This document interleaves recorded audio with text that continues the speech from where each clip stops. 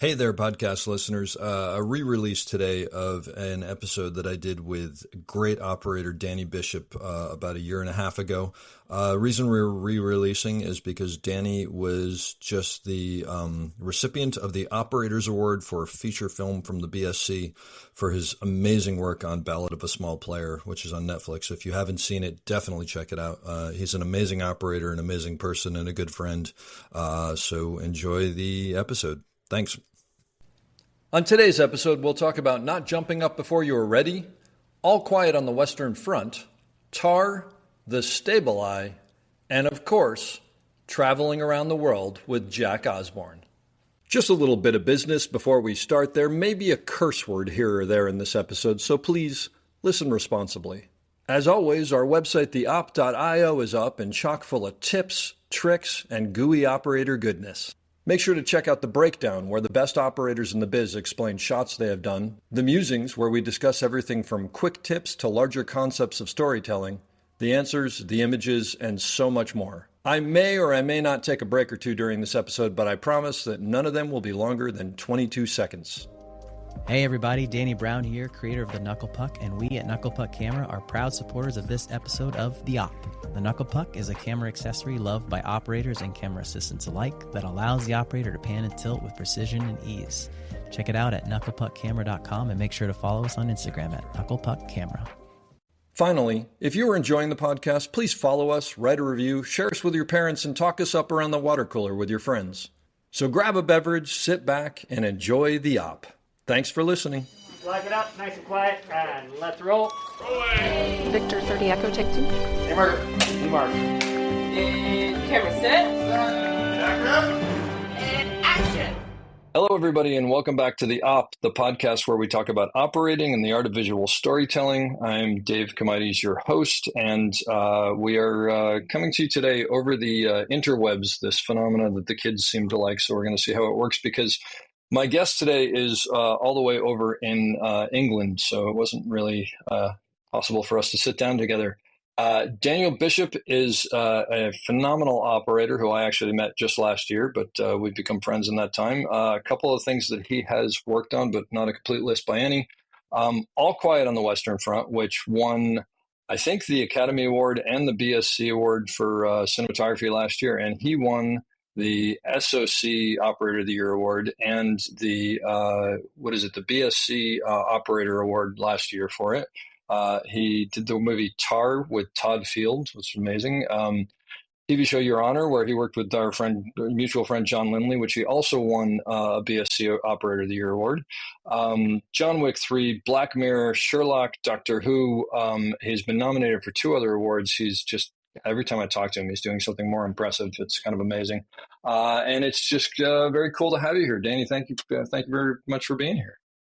Being there. Thank you. Thank you. It's funny sitting here and listening to an intro. Everybody says that. It's like, wait, that's a lot of stuff. You've done some amazing movies. Yeah. I mean, I think it's funny, isn't it? Because it's your the center of your own universe, you don't really think about it, and it's funny when you hear it listed like that. You realize it's actually spanned over a great deal of time. I was just trying to think about how I decide. I always think when someone asks me, how did I want to become a camera operator? What was it? And I was just thinking,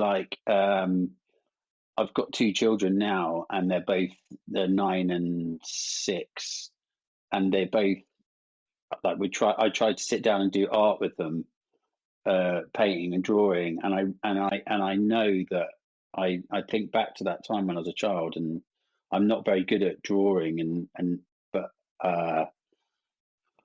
artistically, I think my brain is an artistic brain, but I never could put it into my hands. And I think when I went to school didn't suit me or my personality or my behavior, and I really struggled with being academic. And when I think of how I am with my children now, I remember when I just before I started university, I got into photography, and I think that's kind of where it stemmed from me, that it was a natural progression from running around with a 35mm camera to suddenly being given a video camera where you could record people moving and walking and talking. And I think that although I love photography and I love doing photography and I love being in the darkroom, there was just nothing quite as exciting as as like filming somebody and telling stories, whether that's in television or whether that's in television or doing drama. So my Did you? background to becoming that was how I became a camera operator, because I couldn't paint or I couldn't do art. I couldn't do anything like that. And I could take photos. I could take nice pictures, basically. It's funny because we're very similar. Because my daughter is, well, actually, both of my daughters are amazing artists, but one of them is studying art, and I would kill to be able to look at something and sit down and draw it. And Yeah. I can do that, but then when you look at what I drew, it's nothing like what you're looking at. And I'm the same way. It's like I sort of look at the camera as like it was my last hope for being able to do something artistic, because I can't do anything else. That's for sure. Did you go to school for camera work or cinematography, or was that a part of the deal? I think that I genuinely believe that when I went to uni, I don't know, I can't talk for in America, but in the UK, it was right on the tipping point of where I think it was still quite elitist to work in the film industry. And it was elitist to be in the camera department. And the film schools and the film schools weren't really set up here. And there were lots of we call them media courses. And they weren't necessarily they weren't like what I would say film school. They were more like you would go there and get like a mixed education that wasn't really film, wasn't really TV. You weren't really sure what you were getting out of it. And there were lots of those. And I do feel like I've been doing some guest lecturing at my local uni, at my local college, and I can see the difference in 20 years is that it's being aimed at a broader spectrum of class. And I see that within the organizations as well, and certainly on just being on the floor. I think it's very different from when I was at uni, and I feel like I went to college and had an amazing 3 years, but when I came out, I probably could have learned that in about 2 weeks with a good operator. If I'd have stood beside yourself for 2 weeks, I probably could have learned all of that and then gone on to be in the camera department. So I don't think I would change anything, because it was like the start of my adulthood. But in terms of purely what I learned, I think that I could have done things differently. I think it's one of the main questions I always get asked when I talk to young people: should I go to college or should I start working? And I think that you have to tailor that to yourself. Some people have never left home, and going to university is a great stopgap because they get to have 3 years of becoming an adult, and that's just as good as the education. So I think it's a really difficult one to sit here and say to anyone. You can't sit to a classroom of 30 students and say you should go to film school or you should go and work as a camera trainee. It's so specific to you as a person and your behavior and how old you feel, whether you're a young 18-year-old or an old 18-year-old. And I think for me, it was great because I went away and grew up for 3 years, and I think I probably needed that.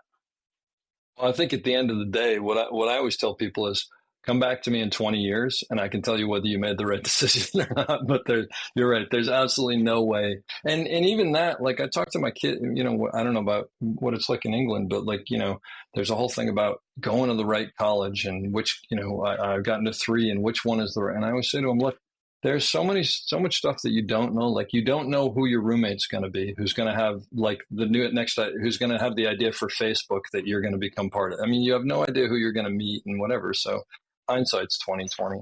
But so did you get out of university and go straight into the film industry, or like was that an avenue? So my career, which always makes me sound like a dinosaur, when I moved to London, and there was this book called The Producer's Book, and this was at the beginning of the internet, which is why you sound like a dinosaur. And I I know, basically right? sat and emailed like 200-300 people because their emails were in the book. I mean, you would never get it anymore. You know, I have direct access to all these emails, and I luckily I got a response from one person, and I went and met him, and we have an expression in England. I don't know if you have it, where you say "spit and sawdust," which is when somebody's like salt of the earth, like they're like a core, like roots person. Yeah. And I met this guy, and he was just like classic Londoner, spit and sawdust, like a bit of a geezer. And he was like, "Yeah, Danny, I haven't got the project for you at the moment." This is how he spoke. And he goes, "But when I got one, I'll give you a call." And I'd done nothing. I'd literally done nothing. And I think that he just liked me. And a year later, I got a phone call from him, and he was like, "Right, I've got a job in Slovenia," because he used to do all like these adventure shows. So I got my friend, who's now a director. We hired an old SX digital SX camera, and I bought the manual for like HD cameras, and she spent 2 days with me going through the controls on the camera and what they did, how you did a white balance.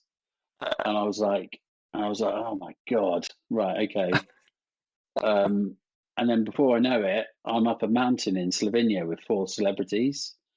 And I'm just like, how have I ended up here? And I'd done corporate videos, and I'd done like hairdresser videos and weddings, but now suddenly I'm up a mountain with a HD camera. Oh Yeah. no, I think it was a standard def camera. Sorry, it's not even HD yet. And my wife always laughs, and she always recounts the story, because they'd given me a matte box and filters that I hadn't requested, but the rental house had given us to it. And I was up this mountain, and I had an ND filter, and I remember going, "What the hell does this do? Like, Why is it so dark? why is it so dark?" And I held it up, and I thought, I wonder if the black like will go onto the tape. And Wait, but were you the operator or the director of yeah, I photography, was the or main camera operator. you make camera operator? Yeah, it's a great story, isn't it? I was like, and What was so it? then I What was it? knew. It was this is a TV show, or what Yeah, was it's a it? TV show, like a Okay. celebrities go and do a load of like stunts and things. And Oh, okay. It's, there was me and another girl, and she had like a PD uh-huh. 150. Okay. And I remember we filmed all day in the rain, and that night, and then I looked down at the camera, and I realized I had there's like I'm sure you know, there was a wheel that you twisted for tungsten or daylight, and I'd Oh, shot all day on tungsten. So I was like, oh my God. So that night I was in the tent on the side of a mountain, literally in tears, thinking, oh, oh my God. geez. I was thinking, God, they're gonna fire me, they're gonna hate me. Anyway, I didn't know. For the rest of the 10 days I carried on filming, and I didn't know that they would just get it in the edit suite and just tweak it and take the blue out. Like I Yeah, exactly. didn't even know that was a thing. So So you didn't tell anybody. You just kept quiet about it. just kept quiet, keep calm and carry Nice. on, as they say. Yeah. Yeah. And Yep. Yep. then Yep. basically, for whatever reason, I think he liked my mojo, and then he said, right, I've got another. We're going to the next one. We're going to India. It's the next one I know. I'm in the foothills of the Himalaya, and we've climbed to like 15,000 feet, and we spent 8 weeks filming in the foothill of the Himalaya with all these Oh celebrities. my gosh. And then the next thing, he's like, right, we're off to Peru. So then I went out and I filmed an ayahuasca ceremony in the Amazon. Oh my Um, gosh. so I had this like crazy like steps. But I think it's like it all goes down to what I always say to people. People just want to work with nice people, and if you sat me down and said to me, what is your trait as a person?" I would hope that is what people would say, and that is what I've always strived to be. Yeah, I lose my temper sometimes, and I can be annoying or whatever. I'm not saying I'm perfect, but I think ultimately on those jobs, they just enjoyed me being around me, and I, I never moan or just get on with work. And like, I knew it was a privilege to be in Peru because a year before I'd been filming wedding videos. Now I'm in Yeah. Peru, and there was an older cameraman, a camera operator that I took over from, and he was a miserable git. And I just thought, what are you joking? Like, what a job! Like, there are people working in a pizza restaurant, and we're in Peru. Like, Yeah. it's a no brainer. Yeah. So they ended up getting rid of him, and I basically took over from him in this company. And then I worked. The next thing I did was with Jack Osborne, Ozzy Osbourne's son, and Uh-huh. he basically was becoming sober, and he was fat, and he wanted to lose weight. And for the next 4 years, I shot this show with him every year, where we travelled the globe doing crazy stuff. And Wow. I think in the second series, I think we went around the globe 3 times. And Oh, when I that's say unbelievable. when I say I've filmed everywhere, filmed literally in most countries and most continents, in all continents, North Pole, South Pole, literally just everywhere. And that was my bread and butter. Then I was just known for doing crazy, and I still think about it now because we didn't have GoPros, and we didn't have like, what I would have to have a little drone back then, or to have a little GoPro. We had, they were like lipstick pencils cameras that were like about Yeah. this big, Yeah. like that shape, and then they had a wire, and then they'd go down to a little camera, and it was so the type of filming that we did just was it was a nightmare. And now I see all the stuff that I could have used back then, and it would have been great. Oh, yeah. And I think I did that then I did that from around 2003 to 2008. And I think about it all the time, because I know that the one thing that kind of work made me, is my reaction as a camera operator. And everybody does things differently. And I've never used a viewfinder, not in the last 5 years. I always have a monitor on the camera. And that's because my style of operating is I'm just looking around the whole time. I'm not distracted. I'm not out of the zone. I'm very much in the zone with an actor. But my operating style when I was doing like all those things around the world was I'd always have one eye open, because it's single. I was shooting single camera on everything, and Yeah. I'm following the action. And you've got 4 people talking. I'm having to pan between 4 people. And I think the other thing as well that helped is I understood about editing. I would know that if I'm filming 4 celebrities, I would need a wide, a 2 shot, and 2 singles, and I'd probably have to get them to repeat a couple of questions. And I think it was a good period of time in my youth where it was a lot of single camera work. I was thinking on my feet, and I don't think I realized how much I was learning about camera operating, even though I was. Uh-huh. And I think now, when I work with Ed, one of the things that Ed's always said to me is that he likes my handheld camera work. Ed is in the director from All Quiet, and I was going to ask you. Yeah. and Okay. and every time he says it to me, I think it's because I started in documentaries, and I did Yeah. so much handheld work, probably like 6 or 7 years of constant on the road. Oh my God, there's something, throw the camera on the shoulder, get a shot. And I think that's where that style's from. And I've always thought that whenever anyone's ever said to me, "Oh, I like your handheld work," and I think that's where it came from. So I was quite lucky. Um, and then I got to 2000. I did a Steadicam masterclass in Philadelphia with Garrett, which I've talked to you about before, but I could literally sit here and talk about it all night. I went there for a week. I felt like, yeah, I can do a Steadicam course in the UK, but I wanted to go out and be immersed in it, and I wanted to go with people. I felt, obviously this is now nearly 20 years ago, so it wasn't that long since Garrett had invented it. it's still quite fresh, even though 2004, you know, it felt like it was something that had just been invented, the Steadicam, even though it Yeah. had some good use. And I was like, "What? I'm going to go out there with Garrett, with Garrett and Jerry and Larry McConkey." And I went out there and I did my course, and it was just the most exciting week and the most thrilling week. That's an incredible And group of people to learn from: Garrett Brown, Jerry Holloway, and Larry McConkey. I You know, can't yeah. get much better than that.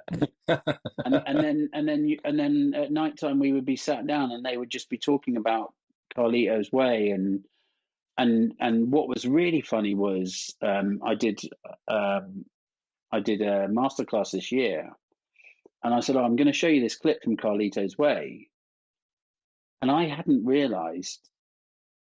I watched the clip and I was like, "Oh my God, like that is what I do." Like, and I realized that I remember, like, I remember being in the room with the three of them talking about operating in Steadicam, Yeah. and you could see the way, like, he's so in sync on Carlito's Way, uh, following following Al Pacino around, and you could see like he's so in sync, and using Al Pacino to move the camera. And that's what I was trying to explain to the operators. I was like, when I shot All Quiet, I spent so much of my mind work is making the camera moves invisible.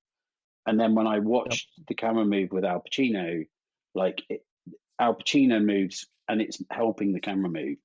And Yeah. I remember mentioning in my speech when I won the award, I remember mentioning, like, thinking back to how much I had learnt in that 1 week with them. And I can look back now and I really realized that I did. And I think that just goes back to showing you how important it is to do these courses and go and listen to people. And, all these people have been doing it for such a long time, which is obviously like now where I am. And it's like, you want to hear what they've got to say. And I kind of lingered on their every word. That group especially has so much Yeah, to say, and I don't know if you've seen it. If you haven't, I would suggest you see it if you have. But anybody else who's listening, on the website at theop.io, I have something called the breakdown, where the operators break down shots. And the first one that Larry did for me, which is up, and by the time this comes out, many more will be up from him, was Carlito's Way. But the best part of it is that he still had, or someone else I think had, the video tap recording where you can hear Larry and Brian De Palma cueing Al Pacino. And right. and one of the cool things that you were talking about that made me think of is, there's that point where Al Pacino goes around the corner and is about to go down the escalator, and he realizes the bad guys are there, and then he backs up and Yeah, moves off, and Larry has to go off him. So Larry said to him early on, you're going to go much farther than you actually would in real life. You'd clearly see them and they would see you, but I can't tell that. And I need to get you deep enough to make it work. So if you're okay, let me cue you when you should double back. And Al said, sure. And sure enough, when you watch it with that in mind, you're like, he totally would have been seen by everybody. But because of where the camera is, you don't think right. about it for 2 seconds and it works perfectly. But it's that great thing, like you were saying, of Al Pacino is moving the camera. The camera is not moving according to Al Pacino, and that comes from, trust and understanding the physics of everything and all that stuff that we've learned all those years. But yeah, it's quite amazing. I think there's a beautiful moment in it, which I played them over and over again to see if they would understand. And it's Al Pacino's on the left hand side of the frame, and you know that Al Pacino is going to go left, but you need to then put him on the right hand side of the frame.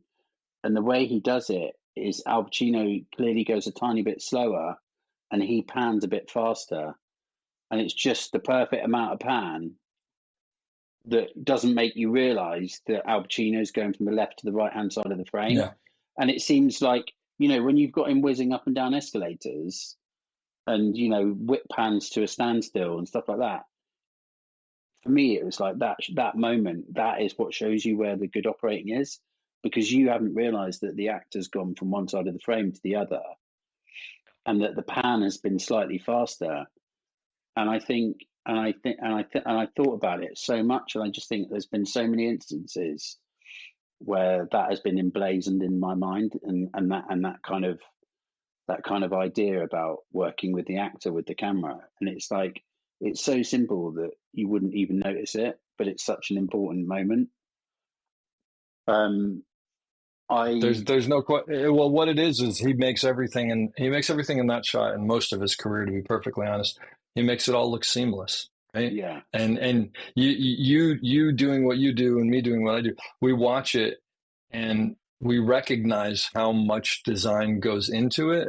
Yeah. But the key is to make it look like no design has gone into it at all, right? Which and I don't know if you do this, but when I'm setting shots up, to me, I often won't understand what the problem is. Like, well, actually, a good example is, we'll do a rehearsal, and the second AD will come up and say, "Hey, how was that cross in the doorway?" or something or other. And I've recognized over the years that if I can't think of what they're talking about, then it was perfect. But Yeah. if something bumps, then I'm like, yeah, that was no good because I recognized it. He's got to be earlier or later or something. But it's that thing of, to me, it's like if I recognize it, it's probably a problem, and if I don't recognize it, then it must be working well. Yeah. Which is a weird way to do it.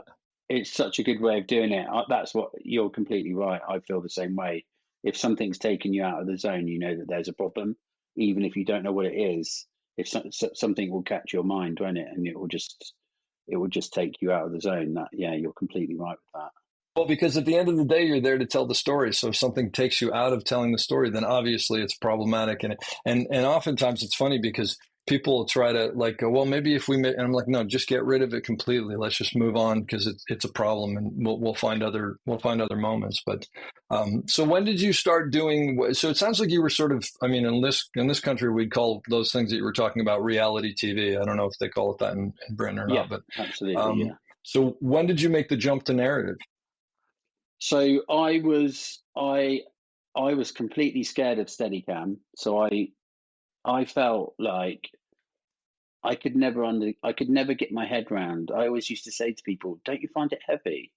And I was so scared of going onto a set and not being able to do the shot because it was too heavy, or not get it right, or obviously we didn't have stabilization, so I was worried I'd get the horizon off, and I was very much frightened of doing Steadicam. So I kind of put it on the back burner and carried on doing my reality TV. And then in 2008, I had done so much traveling the world that I was like, right, it is time to get into drama now. And in the way that just seems impossible to think about, I just got offered a film by somebody I knew, and it was a terrible film. The director took all the money.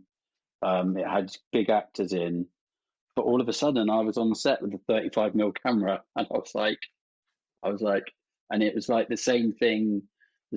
I didn't really understand that if I took my eye away from the eyepiece, all of those things that sound crazy. You just go, but everybody's got these stories, haven't they? And it's like, I didn't know. I think what I would take away from doing that first job on the 35mm now is, even now in my career, I just feel like I just pan and tilt a camera, and I don't know much about cameras. I couldn't sit there and go through the menu with you. Oh, no. I struggled. I was in Movie Tech the other day, and I tried to change the filter wheel. I tried to change the ND on the S35, and I didn't have a clue. I was like, I just don't know how to do it. I will tell you, if it makes you feel any better, I'm sorry to interrupt you, but if it makes you feel any better, first of all, my assistants know if I'm doing a handheld that when they hand me the camera, every button is locked off and disabled, because they know that invariably I'll hit something and batteries will fall out of the back or something will happen. And there are times when, just physically we won't be able to do something. And if the assistants know me, they'll call to my dolly grip and go, "Hey, can you drop an ND in?" Because they know Yeah. I'll mess it up. I'm the same way. I'm just like, I need the box with that makes the pictures, and I'll point that and do stuff with it. But the rest of it, I don't understand it, and I don't know that I want to, actually. I will say that there is one that for me there is one logical reason as well why I've maintained that, because I can be quite erratic, and when I first started doing drama, I'd come from doing everything: set the sticks up, put the camera on, radio mics, pop a light up. So I was still in the world of let's all muck in, and obviously camera crews are quite they're like, what are you doing? Like, why are you touching that? Even to an operator, why are you touching that? And so I basically had to retrain myself, and I had to go. I had to go. Okay, the focus puller doesn't want me to touch the camera, and the grip doesn't want me to pick the track up. So instead of being helpful, just sit and wait until it's your moment. And even now, I struggle. Even now, I struggle to not get involved and help. But I think to myself, it's not my job. That person is paid to do that, and that is what they've chosen as a career. And Yeah. I will just stand here until. And so sometimes I'm like chomping at the bit to get on the camera, and I have to stand there and go, hey, I know this first AC is brilliant, and I know that when he's ready, he will tell me, and he's not mucking about. He's doing his job. And then like my first AC will be like, all right, camera's ready, and I'll go, right, okay. So I respect Yeah. that, and I definitely think that that's one of the reasons why I don't get involved with anything to do with cameras. And I was stood with James the other day because we're prepping on this film, and somebody started asking me about lenses, and I was like, I'm not the person to ask. Like, I can I'm the I same can way. I can tell you what I like and what looks beautiful, and I can tell you all the lenses I've worked with and some of my favorites. But if you really want me to sit here and start having a conversation with you about lenses, I can talk to you about camera movement, and I do think that that's quite healthy. I think that I think that it's our job. Our job is so has so many elements to it to keep the camera moving that it's also like my personality compartmentalizes and go, right, what do you need to know and what don't you need to know? And the things that you need to learn and the things that you need to be good at, learn them and do them well. And don't think that you need to be on set. Like, you're not the director. You don't need to know everyone's job and what they're doing. You need to do what Yeah. you're doing and do it well. And I But think that do you also think that sometimes people get, I find that people get a little bit precious about the equipment, and it's like, the Aeroflex makes great cameras, and Sony makes great cameras and all these things, but if you have someone who doesn't know how to frame the story, or someone who doesn't know how to light so that it evokes an emotion or whatever, it doesn't make a difference what camera or what lens you're using. You're like, there are these cinematographers that I work with who are like, I've got these secret lenses, and it's just like, I'm sure they look beautiful, but do they make or break a story? At the end of the day, no, because it's what you do lighting, and I do framing, and the focus puller does pulling focus. And so that's my reason of sort of, my only pet peeve is I want an entire set of lenses. I don't like when I get on a show and there's like a huge gap between, like, there's like a 21 and a 40, and it's just like, are you kidding me? Yeah. No, So that's my only thing, is just give me the tools to be able to do what we're supposed to do, and the rest of it, I think you got to know what you're doing. Yeah.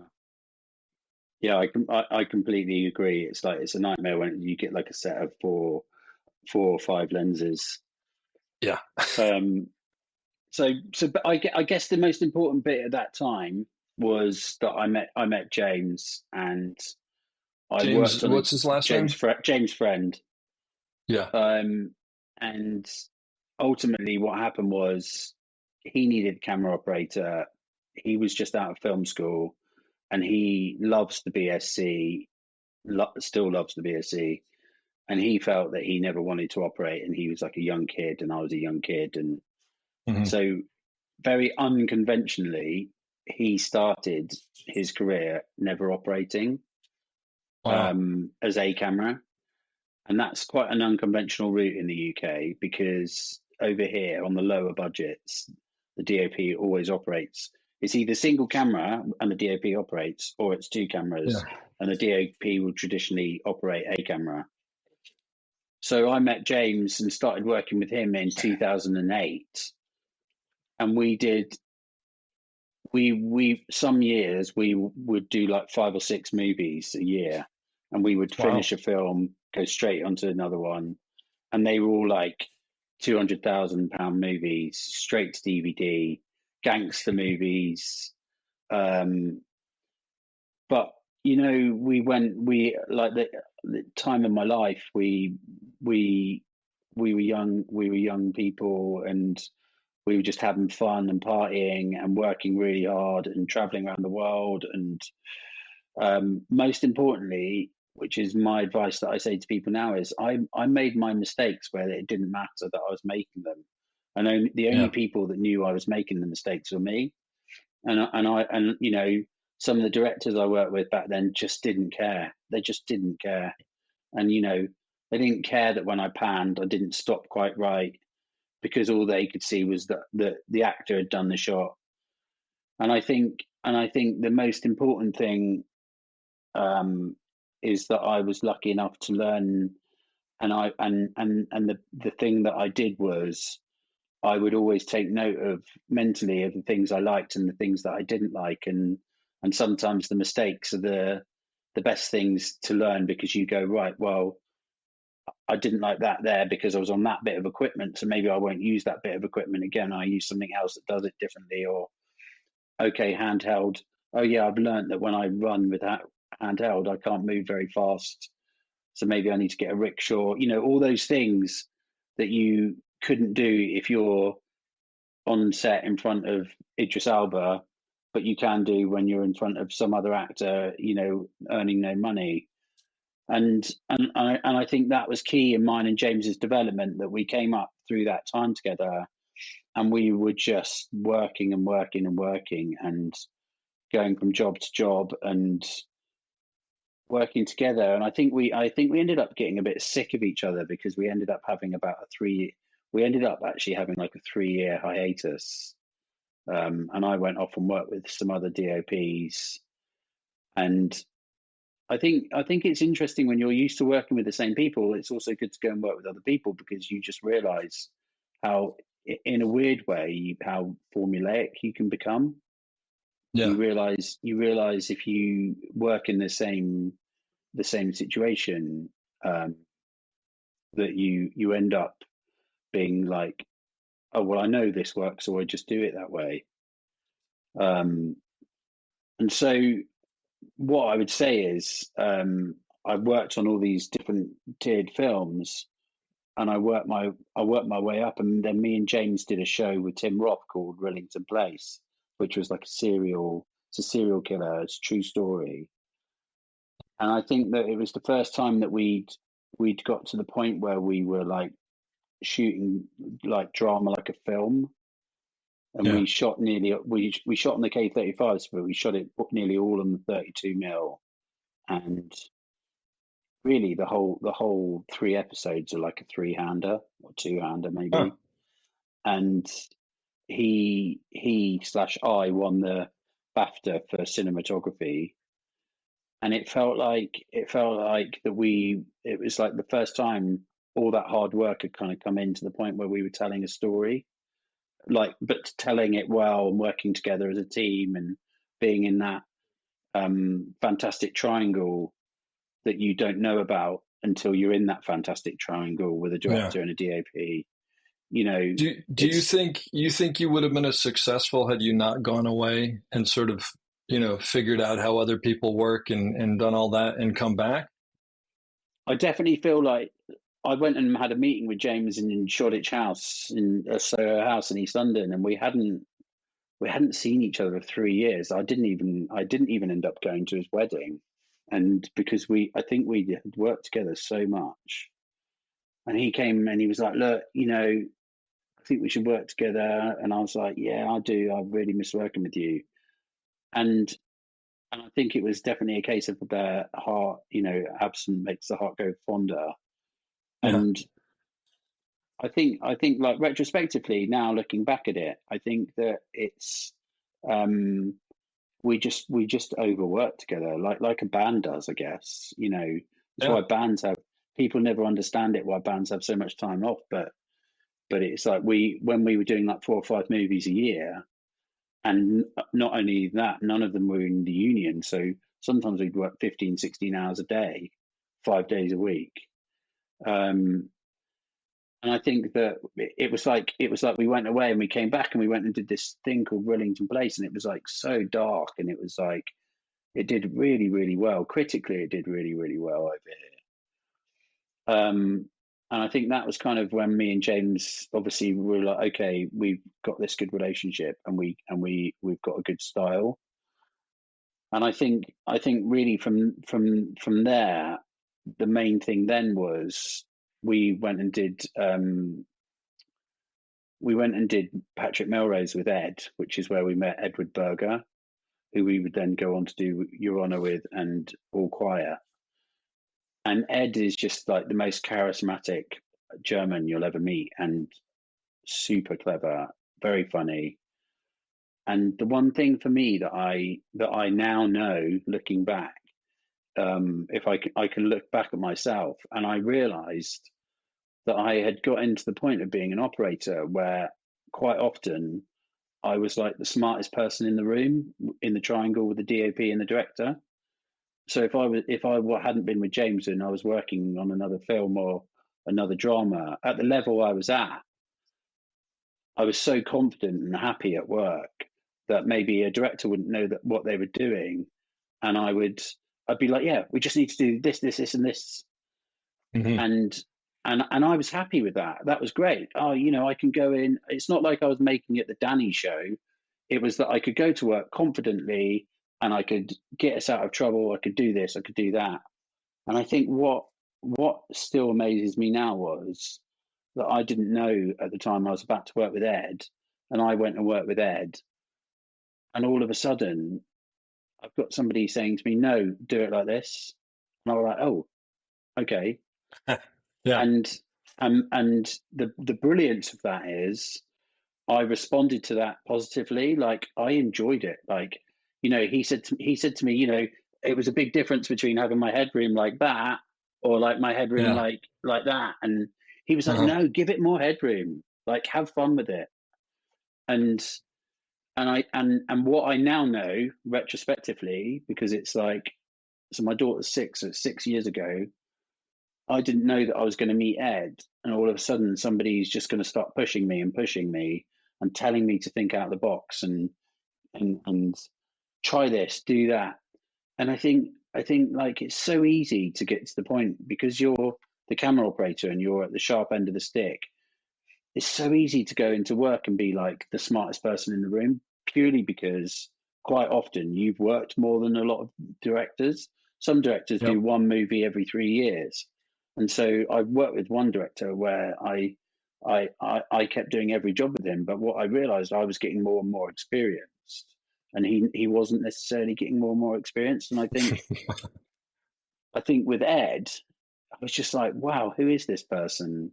And Ed's got a fantastic CV prior to meeting me, and he was just so clever, and he cares about every department, and he is fastidious about every department, and his work ethic is so incredible. And I think that's what made it for me, was to go onto this job and suddenly have this person go, right, do this, do that. And it was such an exciting place. It still is an exciting place to be, because not every director is like that. Not every director is a joy to work with. Not every director wants to push creatively. And um and I think that was such a fantastic opportunity to get working with him. And I know that he completely changed my career and completely changed my abilities. Like, changed my abilities as an operator, made me grow. I recognize that more than anything. He made me grow and think outside the box, and it's like, oh, I'll always be grateful for that. That's amazing. So you met him on Your Honor, the TV show here in the No, States? on Patrick Melrose. Sorry, you met him on So, that, and then he brought you on Your Honor here. yeah, exactly. Gotcha. Yeah, And then the and then next when we thing were was all All Quiet. quiet. That's a ride right there. Yeah, That's I mean amazing. Patrick Melrose is a true story, a really sad story, and basically it's about Benedict Cumberbatch plays Patrick Melrose, and I still have people now say to me, "God, I just watched it the other night. I didn't even know you did it." And It's a TV show or it's a movie? it's a TV show. Oh, I'll have to check it out. I'll link to it also when this comes out. Patrick I Melrose. mean, Okay, it's just Benedict is a tour de force. I've done he's Sherlock with amazing. him. And I did, and both times, like, I mean, he is the camera operator's dream, Benedict. So He, well, he knows there's a process. He's a big actor. He's got his ways, but he cares about the camera. And like on Sherlock, we would do a take, and quite often he would look over at me, and I'd be like, "Oh," like that, and he'd go, "I need another one." And obviously because nobody, he knew you didn't have it. Yeah, yeah, yeah, yeah. and That's he knows if you don't have it, then they probably don't have it, yep. and nobody's ever going to say to Benedict, "You can't have another one." So that was on Sherlock, and then I worked with him again on Patrick Melrose, and he was with Ed, and he was playing a character that was so flawed. It was emotional, and it was hard. Some of it was hard to film, but interesting because you're playing it's a character centered to the story, center framed. He's in nearly every scene. It was a big 5 month commitment from him, and it was brilliant. I Wow. think it was a big jump up for me as an act an operator, and obviously I was with James, so there's a certain level of comfort because I've worked with James by this point for like 15 years, Yeah. and we just went into it 2 feet first, and every scene that we put into it, we put our heart and souls into, and just tried to think outside the box and make it bigger and better. And I think there's some Why do great you say scenes it in it. was a big jump up for you as an operator? What aspect of it was the? Just because I'd never done a 5 month job before, I'd never done something with I mean, he's Hollywood A-lister, if we say over here. I He's see what you're like, saying. The he's level. Yeah. Yeah. the level, like like an actor in his absolute prime, um, and the responsibility as well. Like, we shot it nearly all single camera, and and you have to be responsible for that, don't you? You have to take out, when you're an A camera operator, you have to take an ownership over a show and its filming. And there are so many things that we could sit here between you and I, and it's like people will say, "What makes a good operator?" And you're like, "Yeah, but you like timing, the things on set where you have to say to the AD, in 3 shots time, I'm going to see video village. You need to start moving video village now." It's like all of those things where you say to production, "Hey, I'm worth my pay bucket because I can save you time, because I'm not just thinking about creatively. I'm not just thinking about panning and tilting. I'm also thinking, how do I make sure that all of those people talking over there are moved by the next shot?" Well, And and I think, ironically, the thing for me when you say that is also, even though that's not thinking about the art of what we do, in a way it is, because if I think ahead, it's going to give me more time to be able to finesse the things that I want to do, as opposed to scrambling at the last minute, whatever. So there's always that juggling, right? Of like trying to make sure that I mean, it's selfish in a way because you want as much time as you can to do you do know your what? job well. You're absolutely right, and it's really interesting because I was chatting. I did a an open day with DOPs that wanted to talk to an operator. One of the female DOPs said, What's an open day? "Well, we like a masterclass, but we did it at a rental house, Oh, I and see. they came in and Yeah. they asked me and James questions about a DOP working with an operator." Oh, that's great. And one of the women said, and I'd never thought about it, but it's basically what you said, is actually you're buying yourself time. And Yeah. I understand what I want is I want, when I get on my shot, I want as much time to think about the background, to think about the plant pots and the clock faces. And actually, I'm moving Video Village 3 shots ahead of time for myself. And I'd never thought of it that way. And you've just said it, you've hit it on the head. It's like, I'm moving that stuff so that when I get there, I've got the maximum amount of time to rehearse. Yeah. You know, if I need to rehearse on the crane, I need 40 minutes to do that, not 10 minutes. Yeah. And that's what she said. You're buying yourself more time. And that is, I've always thought about it that I'm helping production, and actually I am helping myself. Well, So it's both, right? It's You both, yeah. And I say it's selfish, but it's really not selfish, because the reason that I want that time is because I want to do a better job for production and for the director and for the actor. I don't want to have some actor, I don't want to have Benedict Cumberbatch giving some unbelievable, soliloquy, and I don't get it because I didn't have enough time to work out my move, or give it the best it can. So I think it's all of those things. So tell me about then working on, just because we've talked about it already, working on All Quiet. I mean, that must have just been, I can't even imagine that. It just seems like a massive, massive undertaking on all fronts. I think something that's really interesting is just going back to Your Honor, I went out to New Orleans with Ed and James, and 3 weeks before we started filming, Ed was doing episodes 1, 2, and 3 of Your Honor. And the first 3 episodes, for 3 weeks, we spent every single day going through every single scene, talking about the shots. Wow. And just me, James, and Ed at Ed's house. And then we might go off and look at a set or something, and then we would come back at 1 o'clock, and then we would carry on. And Ed would go, yeah, we're going to do it till scene 70 tonight. And then we'd do it till scene 70, and then we'd pick it up in the morning. And I think the big thing about All Quiet was Ed and James had shortlisted the movie in Berlin the year before, and they'd literally sat in COVID times in a hotel, and they'd gone through the script and they'd shortlisted it. And obviously James shortlisted it knowing about how me and him work and what we could do.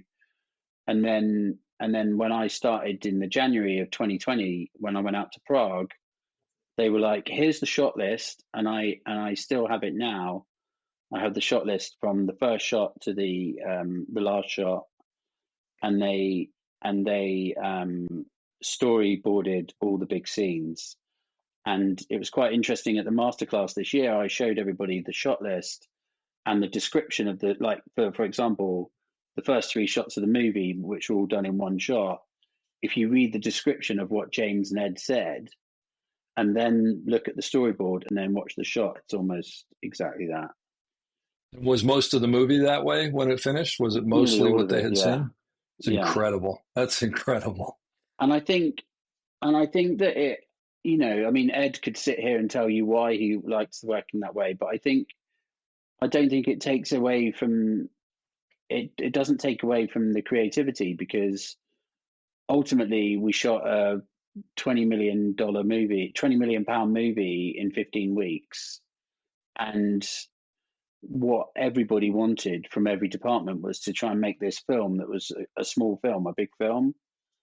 And I think that's what the shot list does, is like, you can adapt it if you want to, but if you live by it and you know that you're good enough.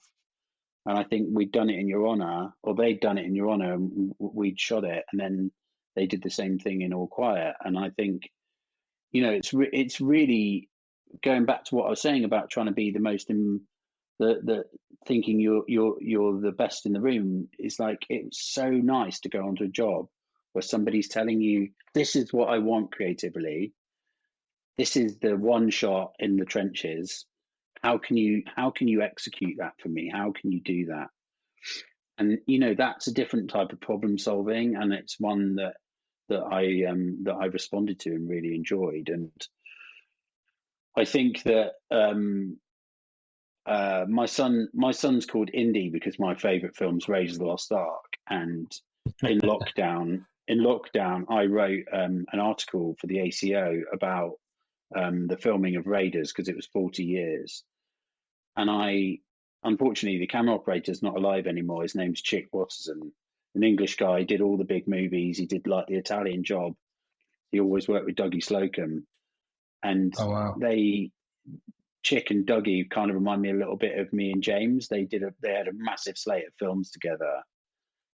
And I ended up speaking to Robin Vidgen a lot, Robin Vidgen was the focus puller on Main Unit. And then he got me in contact with a guy called David Worley, who did the operating on the second unit.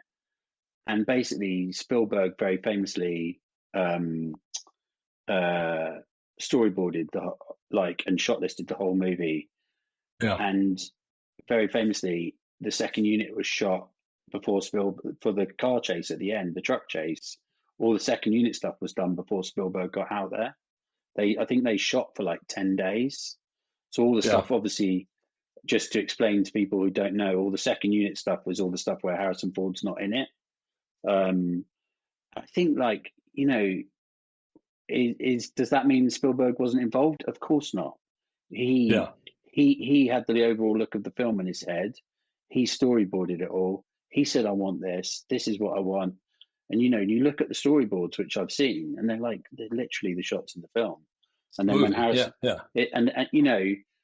and I think it's interesting because when you hear Spielberg talk about Raiders, he sees it as a little film that they managed to get off the ground with no money, and and I'm like, is it? But but that's the way they look at it, and I think it's the same thing, right? It's like you can apply that logic to every job since then. For me, it's like you realize prep is so important.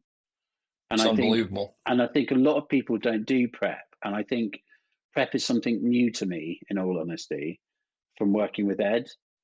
And, now I go in and I know every day, like on All Quiet, we had a shot list for the whole movie, and every single shot, I knew whether I was on the crane, I knew whether I was handheld, I knew whether I was on the Stabileye, which and I've still got it, and I looked through it, and it was exactly right. And so we would go. That's amazing.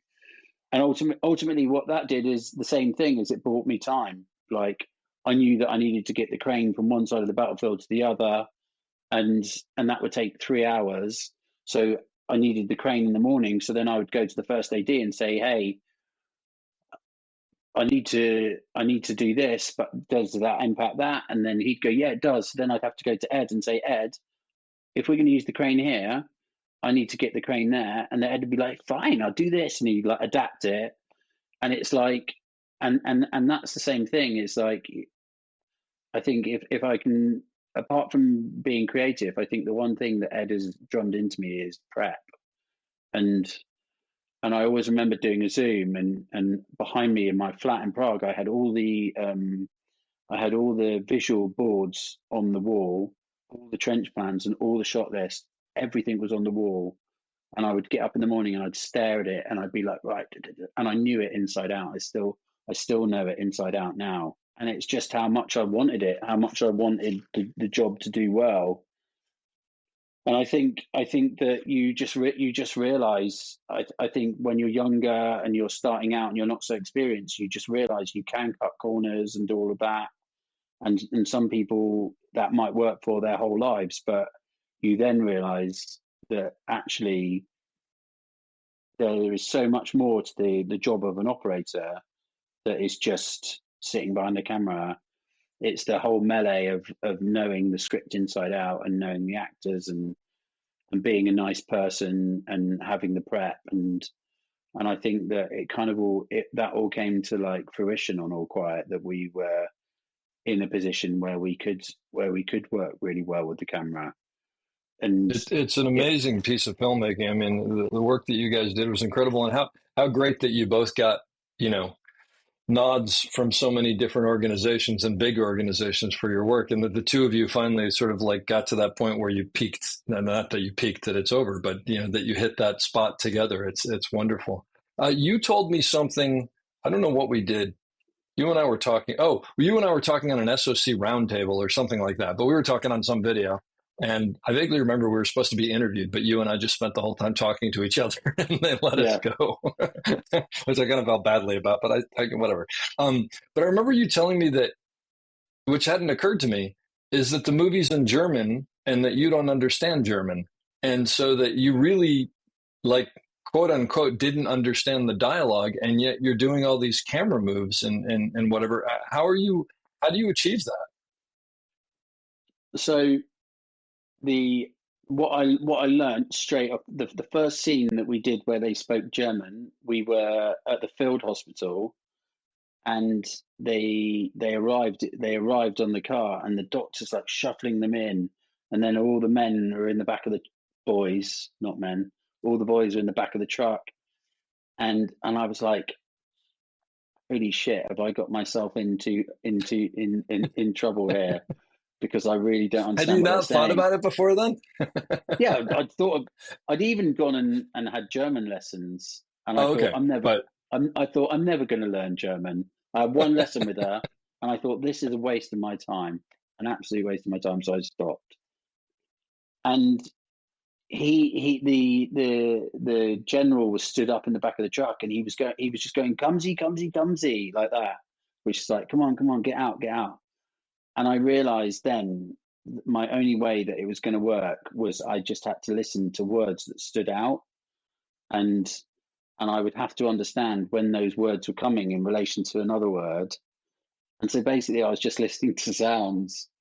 And then the other thing that goes back to I guess my documentary making is I was just looking at people the whole time, and actors are kind of like poker players in that they all have these little tells, and yeah, I could sense when they were going to move, or going to sense when they were going to do something, because I knew when they puts the matchbox down, it's a beat, and then he's going to stand, so I have to be ready at that point. And it's incredible. so I got into that, and what's really interesting is I don't know whether it's a bad habit, but I've stopped listening to. I've actually stopped listening. So I then went on and did Tar, and then I've just been doing Star Wars, and I didn't even have any cams. I've just got my. I mean, probably shoot me at film school, but in a weird way, it feels like it's a bit more organic because I'm reacting to body movement, and I'm like, you know, it's the best way I could describe it, which I know you're going to know really well, is when you've got the Steadicam on and you're static, and you're either going to have to start moving backwards or forwards. There's a sense in there somewhere that the actor's going to start walking, and there's a millionth of a second that you preempt that and you start walking before they do, and you can't teach that. That is just experience, and that little movement of going, right, I need to start walking, that's in there somewhere with not being able to speak German. And so I knew, I was like, okay, you're gonna start going now. I need to go. So that was kind of how I got over that hurdle. That's amazing. But it's funny that you're saying about wearing cans, because I actually generally don't wear cans either. The only time I'll wear cans is if I'm on wheels on a remote head, and they're 200 yards away from me or something like that. I will, because I want to hear what's going on. But invariably, I hear what I hear, and I go mostly off of, like you said, body language, because most actors, I find, you can tell what they're doing and what they're saying and whatever. But I hadn't thought till you said that. Now, the question that I have, though, is the script that you had, was the script in English so that you could, I mean, you could learn the script, and I mean, the script wasn't in German, was it? I had the English script, Okay, but it was just pointless, really. Like, sure, but I mean, at least you understood the story of the scene I and knew the whatever. But yeah, story, but it yeah, was, that's incredible. it was pretty pointless. Yeah. I was going to just quickly describe, like, the main shot at the beginning of the movie. It was three shots. We had gone backwards and forwards about how we were going to do it. We had tested and tested and tested, and we didn't know whether we were going to do it on a crane, a wire cam, a drone, all of these things. And then obviously we settled on the stable eye, and we'd done this test in Ari, with a young lad with a flag arm as a gun, and I had felt that, and I still feel, if ever you're going to test a piece of equipment, doesn't matter what it is, test it when it's going at its absolute slowest, because I think that everything that you get, it doesn't matter what you get on the market, if you're panning it around and you're going up and down really fast or whatever, it always looks great. Like, it always looks good. What you need to do is you need to test what it does when it's really, really slow. And so I tested the Stabilizer Ari, and I just got the soldier to walk really, really slowly. And then suddenly he would drop down and the camera would jib down and it'd have to come to a stop. And then I did this move, which we would never do, Ed would never do, but I did the move where I was behind him and he stayed static and the Stabilizer went round in front of him. And Ed would never do that kind of move because it's unprompted. But what I wanted to show was, I wanted to say, well, look, this is what it can do when the subject's static and the camera's moving. And then we went back to Germany and to Prague, sorry, and we were there and we watched it in a big screen there, and it looked incredible. And so I think that will always be my top bit of advice, is always test something. Like, don't throw it. Like, you always see people throwing cameras around, and it's like that's the time it looks good. And so then we knew we were going to do the film on the Stabilizer, and we prepped the big opening shot. And I had these glorious storyboards, and we stood there on a Sunday with the trench with nobody there. And we had done this on Patrick Melrose. There's a big Steadicam shot in Patrick Melrose, which I'm really, really proud of. It's like a step off of a crane. It's like 8 minutes long. And Wow. and the same process that we'd done on Patrick Melrose, we did on All Quiet. We stood there with nobody there, the three of us and Benedict the First. And we talked it through, and I said, these are the things I can do. And these are the things that are going to be tricky, and these are the problems I'm going to have, and these are the bits that are going to take care of themselves. And I've realised from doing the shot in tar and stuff that I've started to work out that the best way of breaking down a shot is to just go to the tricky bits. And I will always instantly know, and this is because of experience, I'll always instantly know the bits that are going to be tricky. And I go, right, so I'll identify the 4 sticking points in the shot, which I did. What the one that I've heard Ed talk about so much is the young lad comes out of the trench, and I had to buy myself some time getting the camera off of the crane because it had hooked onto the crane by now. And I just said to Ed, can you put in an explosion? So Ed put in an explosion, the kid dropped on the floor, and at that point the camera was unhooked from the crane. And then that says to me straight away, well, that reminds me of my Steadicam course in Philadelphia, because Larry told me the time he couldn't get the camera around in Goodfellas, so he got one of the SAs to do something. Oh, it may have even been Ray Liotta. He got somebody to do something in the kitchen, which allowed him to go round him. And he said, I know exactly what you're talking about. Yeah. It may have even been when he's coming down the stairs, he couldn't get quite fast enough. So he said to Ray, is there a reason you would stop? And he goes, yeah, why don't I turn back and give this guy a 20? Because then I'm facing you, and it's flawless. It seems like it's always there, but it's because of physics. Yeah. So that's the same thing. The explosion at the top of the trench is there. And and it's like, so I learned that in 2004, and now I'm shooting a movie in 2020. And I still think of those moments where I've been taught that by somebody. And so we planned it like that. And by this point we haven't even got a camera on. And then we came down and we just had the stunt team and the core actors. And we did a rehearsal, and basically just between us just ironed out all the problems. And we just put more explosions in, and just went through it over and over again. And I worked out the height of the camera, and I worked out the speed I needed to pan as the camera went round the corner in the trench, because at some point you have to let go and just hope the grip's going to get to the center of the trench and to stop the back pan on the camera. And it's like, I just think that with all those big shots in the movie, by the time we'd come to them, they were so rehearsed and thought out that it was just a point of having to do it. I wouldn't say it was easy, but it was really, really enjoyable. And that opening shot from that movie is, I mean, if ever there's an opening shot that sets the tone, that opening shot is incredible. And I just want to mention for anybody who's heard you say it a couple of times, because I didn't know it originally until I heard about it a while ago. The Stabilize, basically, it's a 3-axis gimbal that unfortunately can't be used in the United States because of some, I think it's some some patent law or something. I don't know. There's some reason you can't have it in the United States. So all of us operators in the United States who have heard of it know that there's this thing out there that we all want to use that we can't. And then we see stuff like this, and they used it all over 1917 as well.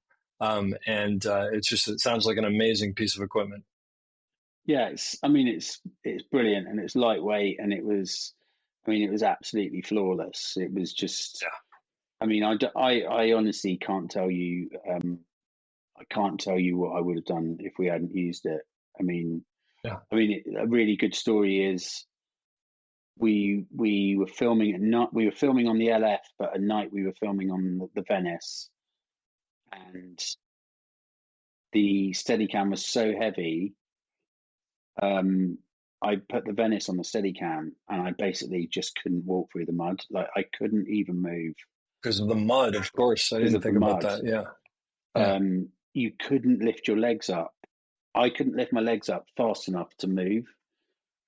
And then the Stabilize couldn't take the weight of the Venice with the lenses. So we had to use the LF on the Stabilize so the 2 grips could carry it. And James was like, there's just no light. There's like, you know, the Venice can see the dark, can't it? And like, that shot was dictated purely by the fact that we couldn't do it on Steadicam. And it's like, I really don't know. I don't know what we would have done on that movie if we hadn't have had the Stabilize. I will never know, but it added so much. It added so much to the production value, and got us so much, such a visual language to it, and still managed to keep Ed's style of trying to least not move the camera as much as possible. And I think, I think it's got a good mixture of handheld in it. Dolly work. Let me ask you a question about that to watch that movie, the word the landscape is such a character, like the mud and the rain, and when they're in the trenches and it's like up to their chests and whatever. And it seems like a lot of the times you were in the midst of that as well. And I'm wondering, how much did that inform your operating? I mean, does it become a psychological part of like the fact that you're in the trenches literally and with them, and in the mud with them? Does it affect the way that you tell that story? I think that James always laughs because he's probably heard the story 1,000 times, but I think that I felt to be a bit spiritual about it. I felt it was the first time that I'd gone through the same as the actor. And I felt that we were living and breathing the movie together, me and Felix. I was only most of the time like 5 foot away from him, or so close to him at all points. And I think that it did dictate it, because I think that it came from an emotion inside of me. And I've heard Ed say the story quite a few times about when he killed the French soldier. Ed doesn't like the Technicrane, and I had the Technicrane there with a bungee holding the Venice so I could use it in handheld, and then each scene was 8 minutes long, and basically I just had the camera rigged with a monitor, and then if I needed to come up, they would jib the crane up, or if I needed to go right, they would bring the arm in and out, and the grip was just watching where I wanted the camera and trying to keep the center of gravity on the camera the same. And I mean, I it was like handheld, and I just felt the scene, and it was just sad, and I was like crying, and Ed was like, "What's that noise?" And it was like, it's Danny Oh crying, my and gosh. James laughs about it because he's heard it so many times, and I think, Wow. I think when you've grown up in a country where, like my granddad fought in the Second World War, and you you've grown up, and the First and Second World War are not ancient history; they're modern history, and Yeah. and they're so important to you that you then go out and you just realize these kids were kids, and then you're sat there portraying that, and it's just nonsensical, like. And I've seen lots of comments about All Quiet, but there's nothing in it that's meant to glorify it. It's just meant to show. I mean, it's mad what's going on in the world at the moment, and I think the whole point about it is there's a reason this film has been made 3 times, and there's a reason what the story is about, and the story is about that it's just a cycle, and unfortunately, it's not a cycle that looks like it's ever going to get broken, and I think that was so ingrained in everybody, and I think that my emotions were on the edge for the whole film, and it was a real struggle. And I look back at it now, and I'm just like, God, I feel like I left a bit of me out there. I think as a whole, I've always thought this. I think when you're a camera operator, you give a bit to each of your job in your lifespan, and sometimes you give it your all, and sometimes you give it 80%. But there's a little bit of you that you give to your job, and you can look back at that time and go, oh, that was when my first kid was born, or that's when my dad died, or you know X, Y, and Z, and they're little chinks in your history as an operator. And I think with All Quiet, because of the subject matter, you it was such a difficult one, and it was something that I spoke to Mitch about it, because obviously Saving Private Ryan, and he said the same thing. It's like, it's just such a mad subject to as a camera operator, to be at the front filming that with everything behind you, and you're just seeing war and death and destruction. It's gonna take a piece of you, I think.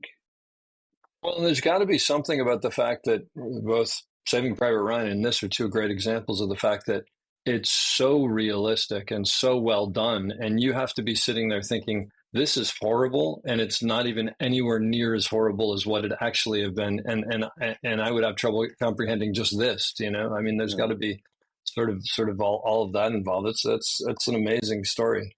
You mentioned Tar. I want to ask you about working with Todd Field, because that must have been an unbelievable experience. It's not an easy movie to watch, but it's an exceptional movie. um, uh, Accomplishment. I think Todd. I was fortunate to get recommended to go and work with the DOP, Florian Hofmeister from Ed, who I'd done All Quiet with. So um, I'd heard of Todd, but I'd obviously never met him, and I went out there to do the movie in Berlin, and I just had 2 months off after All Quiet, so the two films were like poles apart, and yet Yeah. the directors have a kind of similar temperament, and are both creative in their own ways, and it was just an amazing experience to go onto a job where he just didn't want to move the camera, and I could have been frustrated by that. But I think, going back to what I was saying earlier, is like, I think the joy of being a camera operator is accepting the fact that you're dipping in and out of other people's productions. You know, when I went onto Star Wars, I didn't think that I was really in space. Like, I'm going onto a job where I've done a war movie, and now I'm doing a space movie, and I'm the one that's going between these productions, and so I have to buy into. I know that on Star Wars, the producer director Leslie, she'd been working on that for 6 years, so she had this whole preconceived notion of how this thing was going to be structured and shot. long before I even knew it was a production. And, you know, I can't sit and tell you about Todd's methodology, but I know that he wrote that script for Kate. And he said that he'd written the script for Kate for her to be the center character in the movie. And then they've hired me as an operator. So I think, who am I to sit there and start being like, hey, it's way better if you do this. And he said to me he doesn't want to move the camera. So I thought, okay, well, if he doesn't want to move the camera, I will make each shot the best I can make it. And you know, the thing that we do as operators, which we have to do, is we look at the background and we work with the art director and we say, hey, I don't like that, I don't like that, move this, move that. And that's what I spent my time doing. I spent my time composing, hopefully, what people think is beautiful frames. And sometimes we moved the camera and sometimes we didn't move the camera. But I certainly didn't feel frustrated by that, because I felt like, okay, my job is to facilitate making the camera work the way you want it to work. And what ultimately, I don't feel when you watch the movie, like, it doesn't stand out negatively that the camera doesn't move. It's just like you're watching this brilliant actor who's just fantastic as a character, and I love it. It's one of my favorite things I've done. It feels right. I mean, like I said, it's a tough movie to watch, but it's an exquisitely photographed movie. And I would be remiss if I didn't mention there's one scene in there where she is teaching a class in like like a concert hall sort of, or a lecture hall or something like that. That is just this impossibly long shot that you did. It's so incredible because it actually does have a fair amount of movement, but all the movement is dictated by her, and it doesn't feel that way. And it's one single shot, and yet it feels like it's complete with coverage. It is just an absolute incredible shot. I won't ask you to go into it because without seeing it, it's sort of pointless. But I would say that anybody who's watching this, who's listening to this, should watch Tar and watch that movie, because it's an education in filmmaking. That scene is so specific and so subtle, and again, like you said, it's all about her at the end of the day. It's incredible. I think what is interesting for me, that shot, is, I'm sitting here and talking to you about the structure of my career, and I feel like I'd just come off of All Quiet, and I'd worked with this gimbal, and I had an understanding of working with grips, where I'm so used to being on the Steadicam, where I'm the one in control of how the camera moves, and I can breathe with an actor, and if I want to adjust back or whatever, I'm in complete control of that. And much in the same way as when you work with a grip on the crane, like, sometimes they won't think about breathing with the actors or moving the crane. They're always waiting for instruction. And I think the brilliant thing about All Quiet was I really got my head around working with somebody and working with something different. And the thing about that shot in Tar, it just shows you that there are a million ways to get into the film industry, and there is a million ways to become a camera operator. And it's very easy for me to say when I'm 45 and I've had a year where I've won awards. But the thing that I can retrospectively look at is there is no account for just working your way at your pace where you're doing it well. And if I hadn't have done All Quiet, I wouldn't have been able to do that shot in Tar, because I hadn't worked with the gimbal in that way before, and I certainly hadn't worked at that level. And the level that Todd required me to work at to do a 14-minute scene with Kate Blanchett, I wouldn't have been able to do it. I wouldn't have been able to operate the wheels, and I wouldn't have been able to have the structure to say to my grips, you need to do this and you need to do that. And I think it's a really good point that I think it's so, when you're younger, you want it all now. I want to be a really big camera operator, and I want to be on the big jobs, and I want to be on the best jobs. And it's like, and the one thing I think that I've hopefully done well that I can relate to other people is I've done it in a way that I felt like I've I've taken the next step, and every job subsequently, hopefully, has always been slightly different or bigger than my last job. And I think that has led me in good stead, because I feel like I've always learned, and I'm not standing still, and I'm doing varied things. And I do see a tendency, especially now, where people can just jump on a film, whether you're filming on an iPhone or whatever. People do try and rush. And in the olden days, there was the people used to say, "Oh, you can't get into being a camera operator because we don't have any money, and it's an elite job." And I actually think that you can discount that now and go, well, actually, you do have to work your way up, but work your way up at a sensible speed. And I know in the last year a few people that have been fired, and I've actually said to them, "Yeah, but why did you take that job? Like, you weren't good enough to do that job." And they're like, "What?" And it's like, the story that I always tell people is, I was down in the basement of this job, and I was doing a camera on a movie, and I got up, and I had a phone call from my agent, and they were like, "Oh, we want to know if you can do Steadicam for 2 weeks with Kenneth Branagh on Beauty and the Beast. It's the big party scene. They want a Steadicam operator." And I was like, "No way. Like, just no way." I was like, "I'm not doing that." And she was like, "What?" And I was like, "Well, I know that he's quite hard to work for because he's Kenneth Branagh. And I just don't have the confidence. Like, I don't have the confidence to go in with a group of people. I mean, this isn't even long ago. This is like 2014, maybe 13.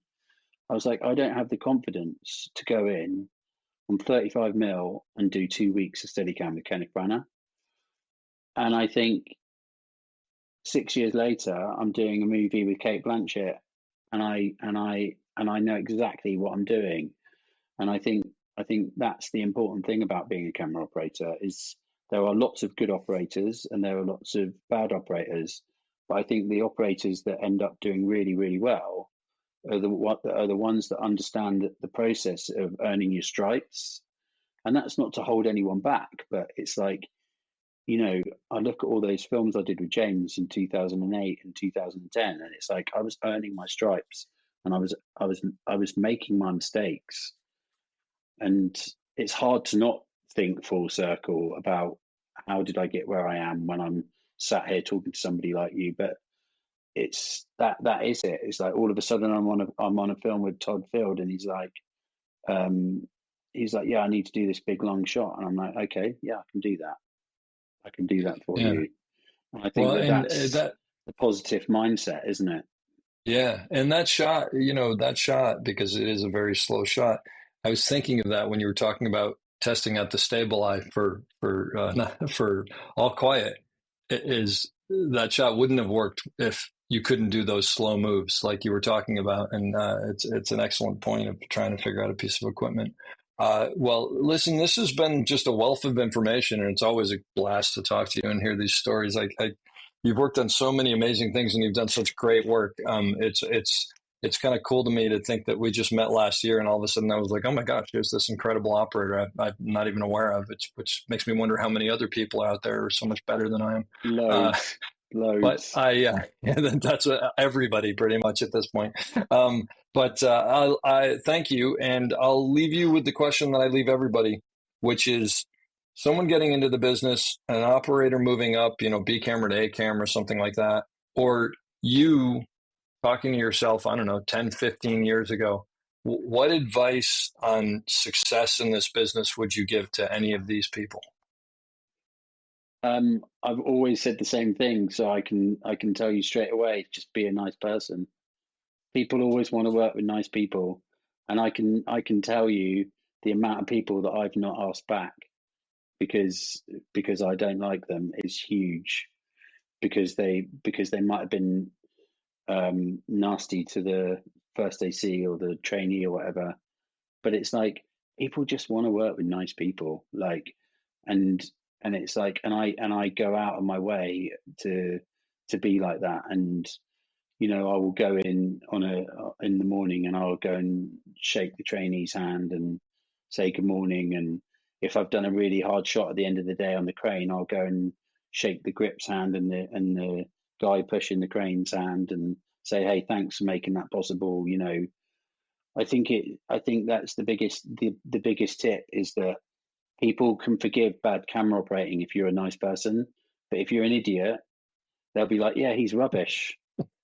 and it sounds so simple, but it's so important because people just want to work with nice people. And I think especially in this culture at the moment where people are like, oh yeah, cancel culture, it's like you just gotta get on there and get on with everybody. And I think it's such an important part of my job. And also the reason it's an important part of your job is because everybody gravitates towards the camera because it's in front of the actor. And so quite often you'll be sat at the camera and the director and the DOP are talking over the top of you. And if you're there getting in the way and saying, why are we on the 35 mil? We should be on the 50 mil all the time. The DOP's like, hang on, I want to talk to the director, and you're trying to go 15 mil tighter or whatever. I think so. It's so important, and it's like people just want to work with nice people, and I hope somewhere in the world somebody would say that I am nice to work with. And I think that's what I'd say. I hope you enjoyed that as much as I did. We'll be back soon with another great episode. Don't forget to check us out on theop.io for all sorts of information on operating and storytelling. So thanks for listening and have a great day.